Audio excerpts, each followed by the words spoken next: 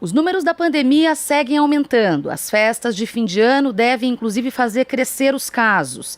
E no meio de tudo isso, nos últimos meses, e mais especificamente nas últimas semanas, as notícias de imunizações, campanhas de vacinação pelo mundo todo ocupam o noticiário. E aqui no Brasil fica a dúvida.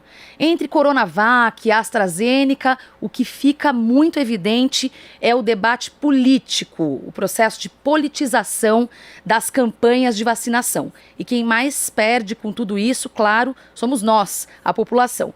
Mas para falar, debater um pouco sobre toda essa situação, converso a partir de agora com Alisson Mascaro, advogado e professor da USP, a quem eu dou meu bom dia, já agradeço. Como vai, professor? Bom dia, Maria Tereza, um abraço a você e a todas e todos que nos acompanham. Bom, e para começar, acho que é isso, né? Seria importante eu lançar a pergunta. Eu já falei logo no começo, né, que quem mais perde é a população com esse processo de politização, mas eu gostaria que você analisasse da onde que começou isso. Claro, a gente vê o processo de politização nos estados, mas muito cristalizado na figura do Bolsonaro e do Dória, quase que como replicando uma polarização que a gente tem visto nos últimos anos. E aí fica complicado porque fica parecendo que eles estão em polos opostos, mas não é bem assim, né, professor? Queria que você comentasse um pouco esse processo da politização das vacinas, da onde que começou. Maria Tereza, eu penso que a nossa luta não pode ficar adstrita, não pode ficar apenas restrita ao campo daquilo que a direita anda fazendo muito mal em relação à saúde pública do Brasil. Alguns, e basicamente aqui o governo federal, estão descuidados quanto à questão da vacina. Outros, no caso o estado de São Paulo, estão descuidados da saúde inteira, menos da questão da vacina. O plano federal está totalmente descuidado de propósitos da saúde e também da vacina, e no caso estadual, só a vacina, então, há aqui como uma espécie de contribuição à saúde pública. Eu insisto com o fato de que nós temos que efetivamente pautar o debate político de hoje para mostrar que nós estamos numa situação na qual a saúde coletiva do Brasil foi levada ao seu pior nível das últimas décadas. Desde que a SUS, nunca houve um descuidado tão grande quanto a saúde pública do Brasil. Então, você que me acompanha, saiba que a nossa luta é maior do que uma luta pela vacina. A nossa luta é para ampliar, instituir de modo melhor, avançar com as instituições políticas e institucionais, de modo geral, estatais, sociais, coletivas da saúde. Então, não adianta dizer assim, quem dá a vacina já é bonzinho, como é o caso do governo de São Paulo. Mas e as pesquisas da saúde? Mas e os hospitais públicos? Mas e a saúde preventiva, que estão totalmente descuidadas, todas estas áreas? É preciso, então, apostar que a vacina não é o único problema nosso. Há um problema social, econômico, político no que tange à saúde e devemos mobilizar a nossa gente para que compreenda isso e que lute por momentos melhores no plano da saúde. A gente teve recentemente, inclusive, recentemente não, né? Desde que a extrema-direita chegou ao poder, existe um desmerecimento muito grande ao nosso Sistema Único de Saúde, que é reconhecido mundialmente. Como que o senhor avalia isso, professor? Veja, Maria Tereza, que nós temos hoje no Brasil uma repetição, embora bem diferente no quadro no qual vivemos, mas nós temos uma repetição da revolta da vacina de 100 anos. E por todo o mundo, há 100 anos, quando começa o movimento de vacinação, começa o combate a endemias e pandemias, quando começa uma organização mais sistemática da saúde pública e coletiva, houve movimentos reacionários contra este avanço da própria saúde. Então, não é a primeira vez que boa parte da população é mobilizada contra estes avanços ou estes incrementos da própria medicina ou da própria saúde. O que estou dizendo é que muitas vezes, e frequentemente isso se dá, há uma instrumentalização política das posições das pessoas. Então não é gratuito que as pessoas hoje resolvam ser contra a vacina que buscará minorar ou bloquear os efeitos do coronavírus. Isso atende a finalidades políticas. E, efetivamente, os que estão manipulando a nossa gente aqui no Brasil, nos Estados Unidos, em tantos outros lugares, o problema dessa gente não é a vacina ou a falta de vacina.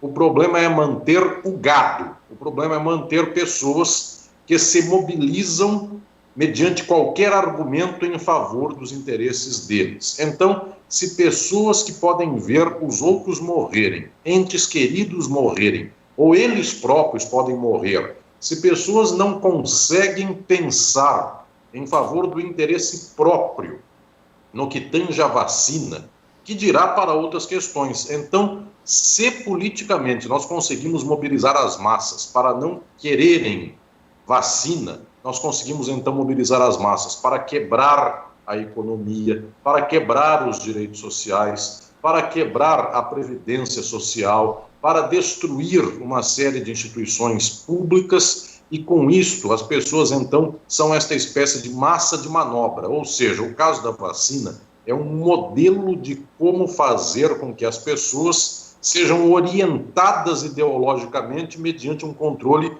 que é dos políticos, mas em especial é do capital. O grande capital sabe instrumentalizar as pessoas para qualquer coisa, seja para querer a vacina ou seja para não querer a vacina. Portanto, eu insisto muito com isso, tenho falado muitas vezes. Também quando uma parte do capital parece boazinha, parece limpinha e diz assim, é preciso vacinar, olha a vacina que eu estou fazendo, eu estou aqui dizendo do caso dessa direita neoliberal que não é de extrema-direita fascista. Então, pensando aqui no governador de São Paulo, que um dia flertou com a extrema-direita e depois agora anda flertando com uma direita dita não extremada. Mas, bem, essa gente também quer apenas aqui poder marcar qual é o horizonte pelo qual o povo pode se afirmar. O povo pode pedir vacina, segundo essa visão da direita não extremada, mas o povo pode pedir vacina, mas não pode pedir o SUS, não pode pedir a educação pública, não pode pedir habitação.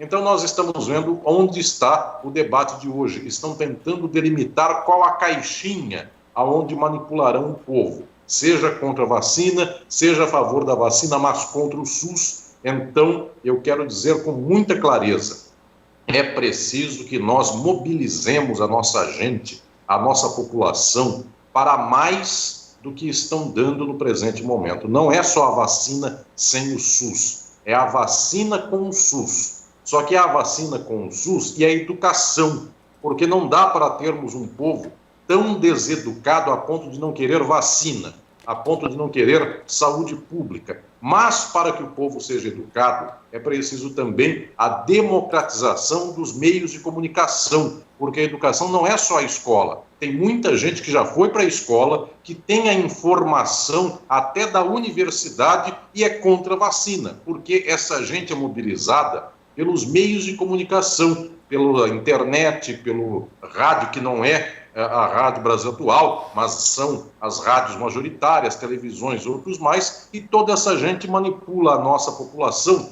para gostar disso, não gostar daquilo. Então, o povo é obrigado a querer gostar do neoliberalismo, que vai acabar com o SUS. O que adianta, então, defender a vacina se está todo mundo sendo mobilizado para lutar contra as bases que são as bases da saúde pública? Nós precisamos de um trabalho de transformação das estruturas que mobilizam a nossa gente e que possam fazer com que a nossa gente tenha um pensamento científico, progressista e de luta no momento presente.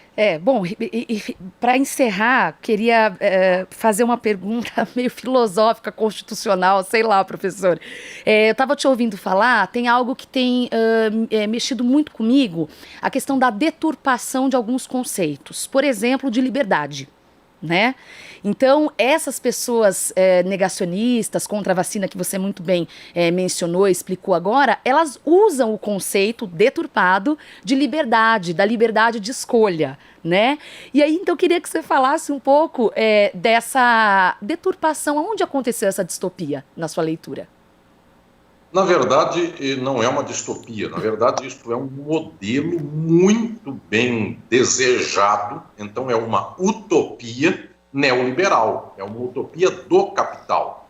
O capital vem faz muitos anos, muitas décadas, na forma mais recente da mobilização do capital, que se chama neoliberalismo. O capital vem há muitas décadas já mobilizando a nossa gente do Brasil e do mundo para pensar coisas como tais. Nós não devemos lutar pelos nossos direitos sociais, pelas nossas afirmações políticas, sociais, pelo povo no poder. Nós devemos simplesmente lutar pela liberdade. O que eles chamam por liberdade é a liberdade de fazer o contrato sem que ninguém venha fazer uma intervenção. Isso é o neoliberalismo, que vai dizer assim: você não terá CLT, você não terá direitos sociais, você será empreendedor de você mesmo. Então, as nossas companheiras e companheiros, trabalhadoras e trabalhadores das plataformas de celular, de internet, todos eles e elas foram muitas vezes cultivados a imaginar que era bom não ter direitos, que era bom não ter uma rede de proteção social, institucional. Era importante a liberdade. Então, a causa disso vem lá das razões do neoliberalismo. Só que quando vai se testar um caso como este extremo da vacina, a mesma argumentação é utilizada, porque se passar para a vacina, se uma pessoa comprar esta ideia no caso da vacina, muito mais fácil vai comprar para aquilo que interessa ao capital, que são as questões do neoliberalismo e do capitalismo. Porque se a pessoa disser assim: eu quero ter a liberdade de não tomar vacina sob risco de morrer, se ela comprar esta dosagem capitalista da liberdade no limite, por que não vai comprar quanto aos direitos sociais? Então eu diria que liberdade para não tomar vacina está no mesmo nível de pedido, de pleito ideológico, de liberdade para empreender. E alguém vai dizer: o que é empreender? É virar um capitalista milionário? Não, infelizmente, são os nossos companheiros e nossas companheiras dos aplicativos, que trabalham dia e noite, madrugada, às vezes para ganhar R$1.000, quando muito R$2.000, R$3.000, e essa pessoa está dizendo: eu sou livre, eu estou usando a liberdade porque agora eu sou empresário de mim mesmo. Então nós precisamos efetivamente abrir a cabeça da nossa gente, da nossa população, porque liberdade é também uma liberdade com possibilidade, não é apenas dizer: eu não tomo a vacina porque quero morrer. É mais do que isso, nós precisamos expor para a nossa gente que é preciso pensar a vida no quadro de uma estrutura social que seja boa e não simplesmente a miséria de dizer: quero morrer ou não quero morrer. Nós precisamos escolher entre viver e viver bem. E eu tenho certeza que o povo escolherá um dia, se tiver capacidade, se tiver orientação e suficiente mobilização ideológica, o povo escolherá não só viver, o povo escolherá viver bem.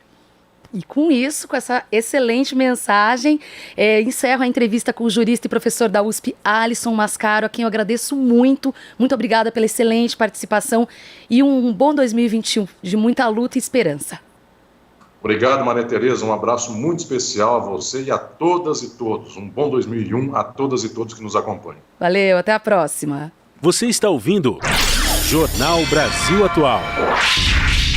As notícias que os outros não dão.